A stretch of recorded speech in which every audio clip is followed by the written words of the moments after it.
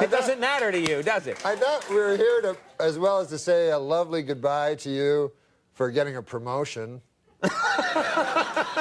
Is to say... You have a big project to talk about. I have a big project. Let's tell us what this project is. This is exciting. Are you familiar with Sully Sullenberg? The captain you know who landed the plane on the Hudson. Everybody knows Captain Sully Sullenberg. Everybody now knows who he is. I've known him for quite a long time. You knew him before this whole thing happened? I knew him 10 years ago. You knew Sully Sullenberg, the captain who landed the plane on the Hudson that long? Yes. 10 years? Yes. And I, as soon as I first met him, I thought there's something special about this guy, and I bought his story. You kidding? That's fantastic. That's great. Yeah, I met him in, where did I meet him? Airport. I met him, it was a Sbarro's. Uh-huh.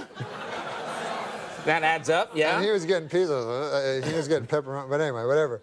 So, and I heard you made a movie. I made a movie. This is going to be a huge movie. You have the movie of Captain Sully Sullenberg. Yeah, I could break it here, I guess.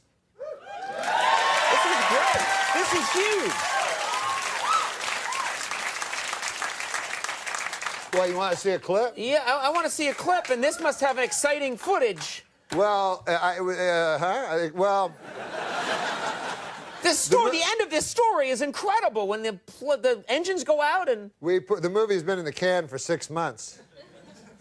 You made a movie about Captain Sully Sullenberg, and you finished it before he even crashed the plane on the Hudson, landed it? Yeah, and it's too bad, man, because I was struggling for an ending for a long time.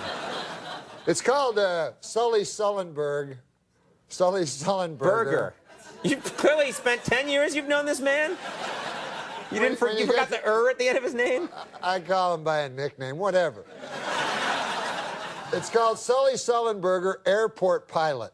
But anyways, I brought a clip. Oh, let's take a look at the clip. Can I say something? Yeah, yeah. I play Sully. You play Sully in the movie? We have to see this now. Unbelievably, this was shot before the incident that made him famous, but let's take a look.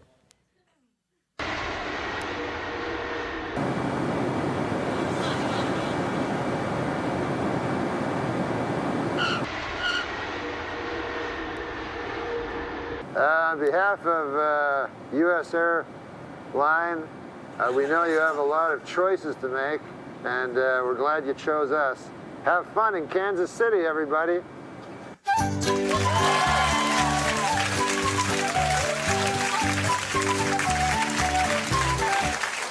It's not a good ending. It's a terrible ending. It's the worst possible ending. I keep saying reshoots, and they have no money for reshoots. They're like, I said a long shot of the Hudson. Nothing. No, that's not going to do it. But mostly, I know there's not enough time, but mostly we talked about it was a love story. What? A love story with who? Him and his wife, Lori Sungelberger. What was her name? I wrote this bit 25 minutes ago.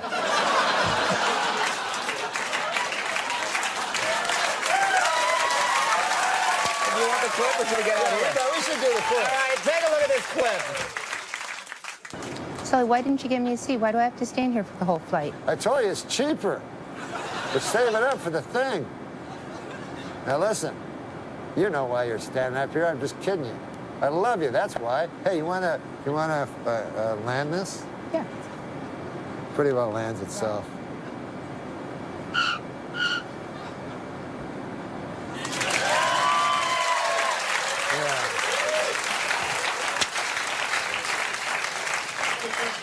Hey, we're going to be friends in L.A., No, man. we're not going to be friends in L.A. You betcha. You betcha we Norm's are. going to be at the Comedy Connection in Chicopee, Massachusetts, February 20th, and at the Wilbur Theater in Boston, February 21st.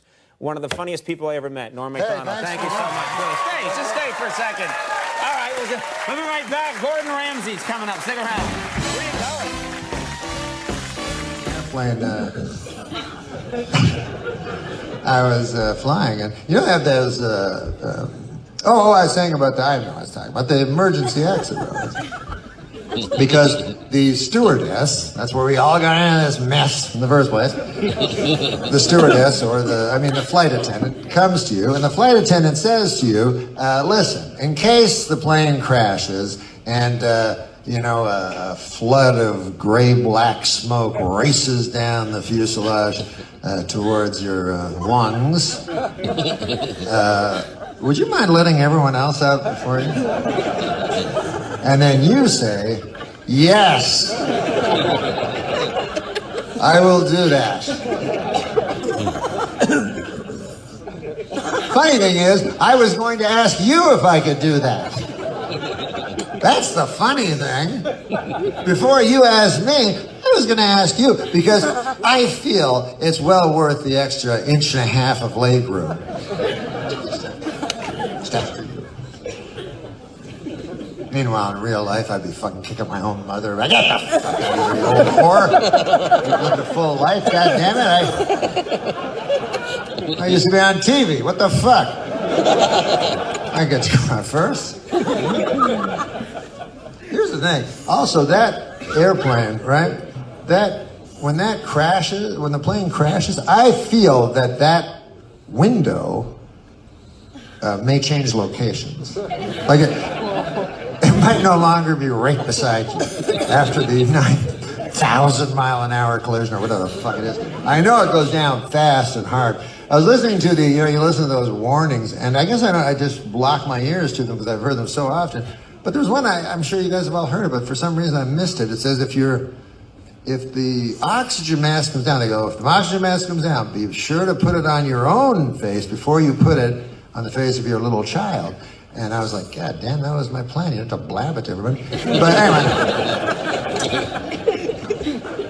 I think it's just to make you feel better because, there's things they tell you, They go, by the way, in case of a big crash, don't forget that your seat cushion is also a boat. Who the fuck believes that? Go, hey, honey, you're going to be cheap at the cottage this year. I just bought us 5 boats. And of course, that never happened. You ever hear fucking, hey, you turn on the news, hey, a plane crashed in the Pacific. But don't worry, everybody floating around on their fucking boats. They listen to the lady. Everything's cool, everything's fine. No, everything's, you have no chance. If a plane crashes, right? Think about this, you ever see a plane crash?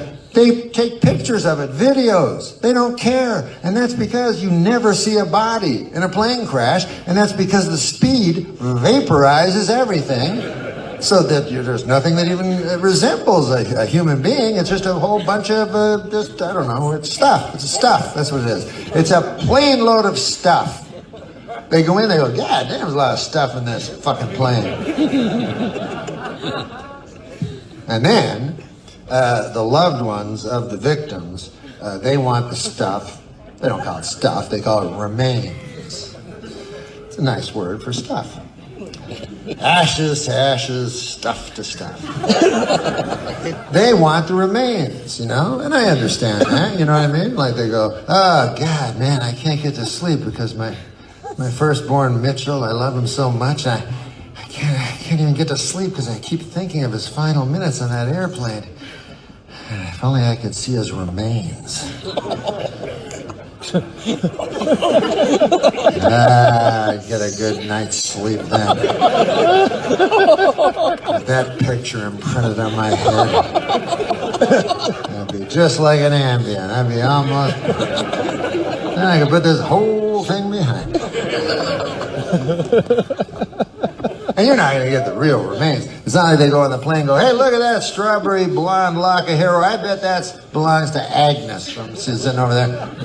Didn't you find her shin bone earlier there, Jen? Put that over there. Reconstruct that. What the fuck, are you crazy? They just go on the plane. They go, holy fuck, look at all this stuff. And then they go, here's the ID. It says Norm MacDonald, 190 pounds. Okay, shovel 190 pounds of stuff into a bag. Let's go. Daylight's burning. Stamp Norm on the side of that one and send it off to his mother. His mother wants to see it. And then my mother gets it and goes, oh, excellent. Good, wow. Now I can look back and laugh at it. Hey, I don't remember Norm having 3 eyeballs. I guess none of us really knew him after all. Each one a stranger from the other.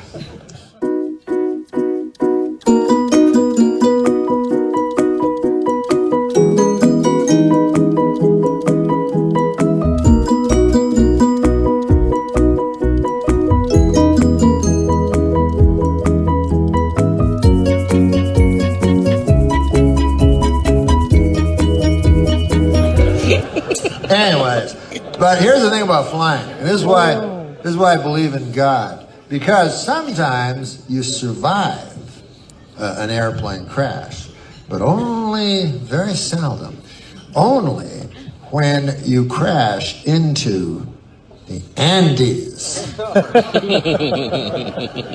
because God likes fucking jokes, and so he's like, fuck it, man, instead of killing them all, why don't I kill them? But first, make them wrestle with a moral quandary for 10 or 12 weeks.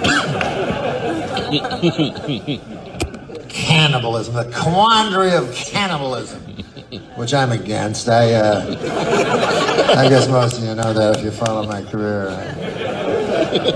On my anti-cannibalism work, I go from, and I'm not going to use this as some sort of bully pulpit to preach to you, you know what I mean? First of all, you're adults, and your views on cannibalism are not things that I'm going to change. I go to the youth, the young kids, you know, tell them. I travel all across this great continent, you know, except for Mexico, I don't want to mention it. But Canada, the United States. And all through this great continent, except for Mexico. By the way, how did that even happen? I'm not a geography expert, but you got Canada, it's cool, right? And then America, it's cool. And then Mexico. I don't know, just dots. Dashes, I guess they call it nowadays.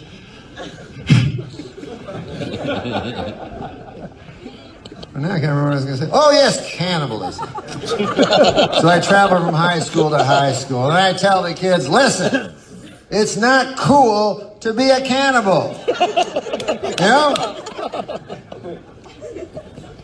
I'm not going to lie to you. You know, you will be the talk of the school for a while. You know, you fucking ate a guy in PE, you know. But in the future, I'm talking about, you know, because they look back on your fucking Twitter and shit, and then they go, oh, what's this one? I ate a guy.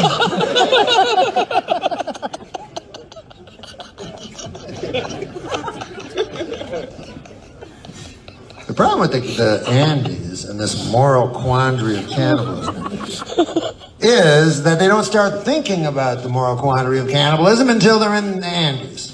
And then their minds are mixed up because it's so cold. I am prepared for any eventuality. I like to pride myself on that. At any eventuality. Like anytime I'm on an airplane, as soon as there's a little turbulence, I go, I'm eating that fucker in 14C. Fuck it, I saw him on the way in. That looks delicious. Big fat guy, god damn, he looks good. Mine. And as soon as we crash into the Andes, I pull him behind a fucking snowbank. Then everybody else would be, you know, and then 60 days would pass, and everybody would be like, what do we do, you know? Maddened by hunger, they're trying to make it, and I'd be like, brap. What was that again? What's the problem? Anybody want to do crunches? I feel like I need to do a few crunches. We're getting a little... And they go, okay, we've taken it to a vote. We're going to eat the corpses. Okay, where are the corpses? And I'm like, huh? Oh. Corpses, yeah. See, the thing is this. I know where there's a whole bunch of bones. A lot of meat on those bones, if you look. And then they can't do anything to me because fucking they haven't eaten in 80 days. I'll eat those fuckers. They're trying, right?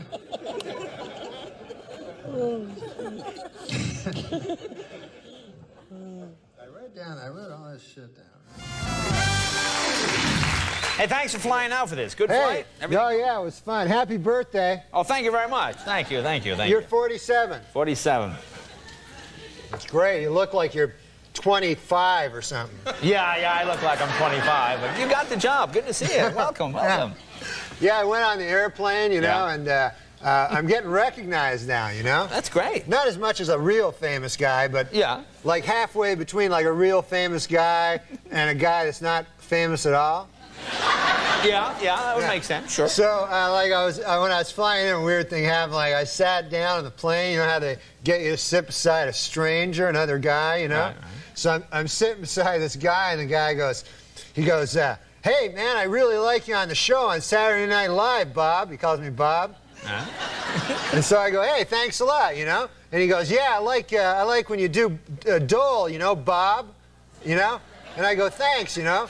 And I figure, what the hell, Bob? That's a name like any other, you know? Good name, funny. Yeah, it's all right. So I go, I'll just go along with the guy. So he keeps calling me Bob and everything. And then this other character, later on in the flight, about 2 hours into the flight, he comes out of the bathroom, you know? He was in the bathroom. Yeah, right. So he comes out, and he's walking down. Suddenly he sees me, you know, he recognizes me. And he goes, hey, you're that guy from Saturday Night Live, right? And I go, yeah. And he goes, what's your name? What's your name? And I go, it's Bob. My name is Bob, right? So then the guy goes, yeah, Bob. He goes, Bob, what? What's your last name?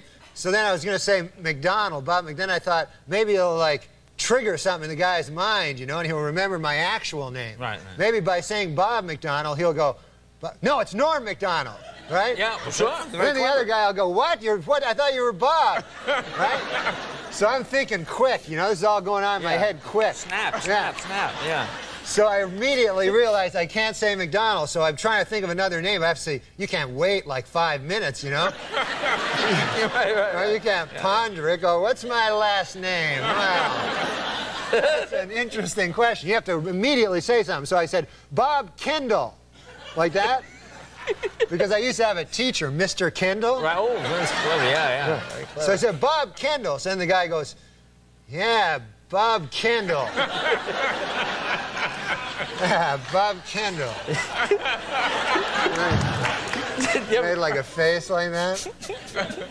You ever do this when I'm on a plane once, and I sit down, and I'm sitting next to a guy, and he doesn't recognize. This is like before I was doing this. I like guest hosted like 3 times. Yeah. And someone passes by and goes, hey, how you doing? I enjoy work. Nice to see you. I go, oh, and the guy says to me, oh, what are you, an athlete or something like that? I go, no, I'm not an athlete. I said, I'm a comedian. You know, I guest hosted Tonight Show when Johnny's not there. And he says, I watch your show every night. I've never seen you. Well, now I have to go find that. Now I have to go find the guy and bring him back to prove that it was really me on the show.